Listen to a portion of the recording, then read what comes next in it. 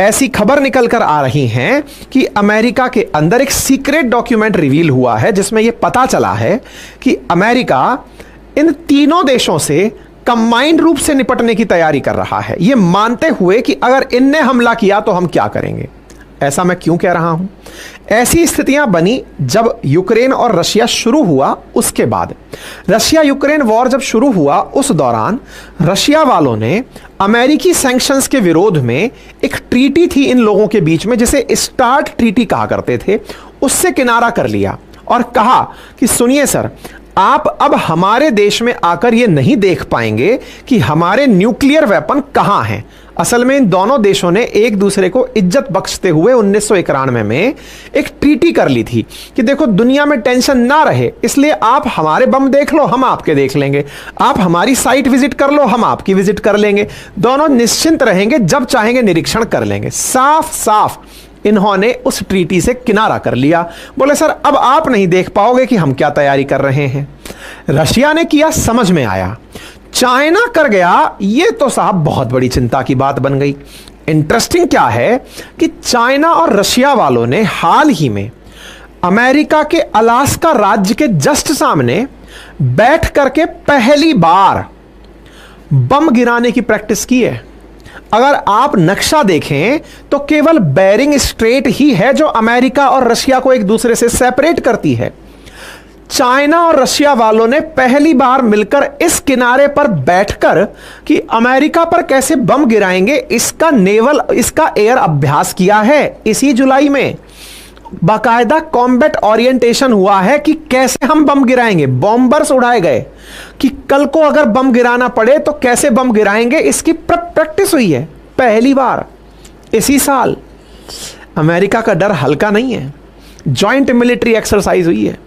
North Korea के leader अपने देश में बैठकर बकायदा सिमुलेशन चलाकर कि जैसे वीडियो गेम खेलते हैं ना आप, रियल कार की जगह वीडियो गेम, ये कि अगर बम यहां गिरा तो क्या क्या होगा, कैसे गिरेगा, उसकी प्रैक्टिस कर रहे हैं। यानी बम की प्रैक्टिस प्रॉपर चल रही है। और इनकी प्रैक्टिस को देखने तो खुद पुतिन पहुंचे थे, जग जाहिर है, लेकर गाड़ी में घूमे थे, जग जाहिर है। और एक चिंता अमेरिका की इन दिनों बड़ी, वो ये है कि दुनिया में इस समय न्यूक्लियर हथियारों के निर्माण पर खर्चा 13% से अधिक बढ़ चुका है। अमेरिका खुद इस पर स्पेंडिंग बढ़ा रहा है, लेकिन सेकंड हाईएस्ट स्पेंडर चाइना बनकर निकला है। इसी के चलते बाइडेन का एक secret nuclear strategy Joe Biden ने अप्रूव किया हुआ था चाइनीज थ्रेट को ध्यान में रखते हुए, वो लीक हो गया है। न्यूयॉर्क टाइम्स में छपी खबर के अनुसार बाइडेन ने प्रॉपर तरीके से एक प्लान बनाया है और वो फरवरी में ही अप्रूव कर चुका था कि देखो चाइना असली थ्रेट है हम लोगों की। इस पर चाइना वाले हालांकि भड़क गए। चाइना वालों ने उल्टा अमेरिका से कहा कि सुनो, आप लोग हमारे को आधार बनाकर खुद अपने न्यूक्लियर वेपन ज्यादा बनाने का कारण मत खोजो, हमें आप आधार बनाकर कि चाइना बना रहा है, हमें रेफरेंस दिखाकर खुद न्यूक्लियर वेपन्स की दौड़ में आगे बढ़ना चाहते हो, यह आपका केवल वॉल्फ क्राई है, आप इसको करते रहिए। हमारी धमकी को आप अगर मानकर यह काम कर रहे हैं तो यह आपका डर है। डर असल में हम तीनों से मिलकर होना चाहिए। और वो तीन कौन है?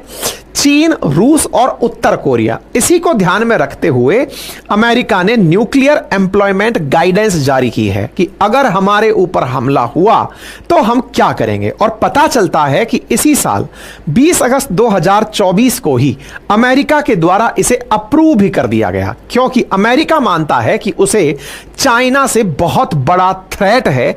और इसके पीछे का तथ्य क्या है कि चाइना ने अपने 2030 तक न्यूक्लियर वेपन्स की संख्या को बढ़ाकर 1000 करने का लक्ष्य रखा है। मैं आपको जानकारी दूं कि वर्तमान में दुनिया में अगर न्यूक्लियर वेपन्स की संख्या की बात की जाए तो रशिया दुनिया में सबसे अधिक न्यूक्लियर हथियार रखता है, लगभग 5,500। उसके बाद नंबर 2 पर अमेरिका आता है 5,000 के साथ। उसके बाद नंबर तीसरे पर चाइना आता है 500 के साथ, और जो अपनी संख्या को 2030 तक बढ़ाकर 1000 करने वाला है। इन नंबर्स को अगर ध्यान से देखें तो इनमें सॉरी 500 के बाद में फिर यूके, सॉरी फ्रांस, फिर यूके, उसके बाद भारत, फिर पाकिस्तान, फिर इजराइल और नॉर्थ कोरिया का नंबर आता है जिनके पास न्यूक्लियर वेपन है। अमेरिका की बात अगर माने तो अमेरिका को चीन से खौफ होने का सबसे बड़ा कारण यह है कि चीन अपने न्यूक्लियर वेपन्स को बहुत तेजी से बढ़ा रहा है। 2030 तक वो अपने हथियारों में न्यूक्लियर वेपन्स की संख्या को बढ़ाकर 1000 कर लेगा, ऐसी रिपोर्ट्स मार्केट में तैर रही हैं। वर्तमान में भी चाइना के पास भारत से लगभग 3 गुना ज्यादा न्यूक्लियर बम है और यही उसकी सबसे बड़ी चिंता है कि अगर बीजिंग कल को इस तरह के न्यूक्लियर वेपन बढ़ाता ले गया तो आने वाले समय में वो क्या करेगा। जहां तक बात दुनिया में नॉन प्रोलिफरेशन एग्रीमेंट की है, ट्रीटी की है, तो चाइना न्यूक्लियर अप्रसार संधि पर हस्ताक्षर करता है। टेक्निकली उसे न्यूक्लियर वेपन नहीं बढ़ाने चाहिए, लेकिन फिर भी वो संधि तोड़ करके अगर वेपन बढ़ा रहा है तो वो अमेरिका की बड़ी चिंता बनता है। अब इस चिंता के पीछे कोई आधार है क्या? बिल्कुल है। आधार क्या है? असल मायने में चाइना ने हाल ही में जो रशिया के साथ ड्रिल की, यह तो तात्कालिक कारण दिख रहा है अमेरिकियों के डरने का। एक इसके पीछे का आधार और भी है, और वो पीछे का आधार क्या है? जब अमेरिका ने ताइवान के साथ हाथ मिलाना शुरू किया, तब अमेरिका के ताइवान के साथ हाथ मिलाने पर चाइना वालों ने इस साल अपनी तरफ से अनाउंस कर दिया कि अब वो अमेरिका को अपने न्यूक्लियर वेपन्स की जानकारी नहीं देगा। मतलब यूं समझिए कि आज से पहले तक क्या होता था, यानी कि जुलाई 2024 से पहले तक क्या होता था, रशिया जैसे स्टार्ट ट्रीटी के माध्यम से अमेरिका को इनपुट देता था कि सर मेरे न्यूक्लियर वेपन यहां रखे हैं, आप चाहो जब देख जाना।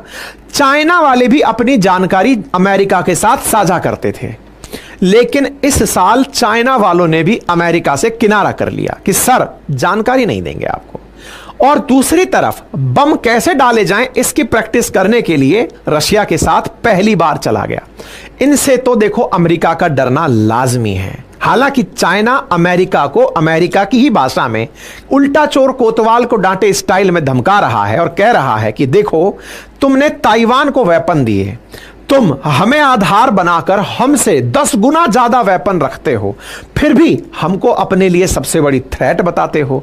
बोले ये आपकी केवल और केवल खुद की बनाई हुई एक ऐसी स्ट्रेटजी है जिससे दुनिया का डर दिखाकर कि मुझे उसका डर है, जिसके पास सबसे अधिक हथियार हैं, वो अपने हथियार बनाए जाना रखना इसलिए जारी रखता है क्योंकि उसे असल मायने में कोई बराबर का दुश्मन नहीं मिल रहा है। देखना होगा कि अमेरिकी ये डर दुनिया में अमेरिका के वर्चस्व को कितना ज्यादा चैलेंज करता है। अमेरिका क्या वाकई में एक दिन इस हालत तक पहुंचेगा कि उसे इतने सारे देश मिलकर एक साथ टारगेट करेंगे? क्योंकि वर्तमान में जो हालात बन रहे हैं, यह तो दुनिया में तय है कि एक दिन दुनिया में महाविध्वंस होगा, और वो महाविध्वंस कब होगा वो किसी सन की राजनेता पर निर्भर करेगा।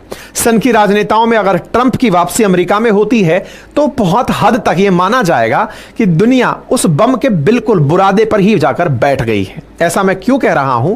क्योंकि दुनिया में जो स्थितियां वर्तमान में बन रही हैं, सत्ताएं उन देशों के पास जो पावरफुल हैं उनके पास रिटेन रह रही हैं, उनके वेपन्स लगातार बढ़ रहे हैं। यूनाइटेड नेशंस जिसका इस्तेमाल परमाणु निशस्त्रीकरण के लिए होना था, वेपन्स ना बनाए दुनिया, हथियारों की होड़ करे दुनिया होड़ ना करे दुनिया, युद्ध आपस में ना करे, उन सब चीजों के बावजूद भी सब युद्ध होते चले जा रहे हैं, परमाणु हथियार बढ़ते जा रहे हैं। किसी ना किसी दिन किसी की तो सरकेगी, और जिस दिन सरकेगी उस दिन सब स्वाहा हो जाएगा, क्योंकि ये परमाणु हथियार अपनी आवश्यकताओं से कई गुना अधिक बनाए जा चुके हैं। जब 1-2 परमाणु बम गिराकर जापान आधे से ज्यादा को तहस नहस किया जा सकता है, तो 5000 बम बनाकर रखने की अमेरिका की आवश्यकता क्या है? मतलब एक बम गिराया, उसके ऊपर दूसरा गिराया। रशिया को आवश्यकता क्या है इतने बम बनाने की कि जिसकी वजह से अगर कोई देश खुद ही खुद के बमों के साथ फूट गया तो हालात क्या होंगे विचार करके देखिए। तो दुनिया अपने आप को ऑलरेडी बम के मुहाने पर लेकर बैठी है, बारूद के ढेर पर बैठी है। अब यहां पर कौन तीली जलाएगा, तैयारी इसकी है। युद्ध जो हो रहे हैं उनको देखकर यह तो तय है कि यह किसी ना किसी दिन उस स्थिति तक तो पहुंचेंगे जब हर देश एक दूसरे के लिए बड़ी मुसीबत बन जाएगा। बाकी आप इस विषय पर क्या सोचते हैं, अपनी राय जरूर रखें। अमेरिका का डर सबके सामने है, लेकिन अमेरिका वाले दुनिया के सामने खुद का डर ना दिखाकर अपने आप को वर्चस्व के साथ बढ़ता हुआ दिखाना चाहते हैं।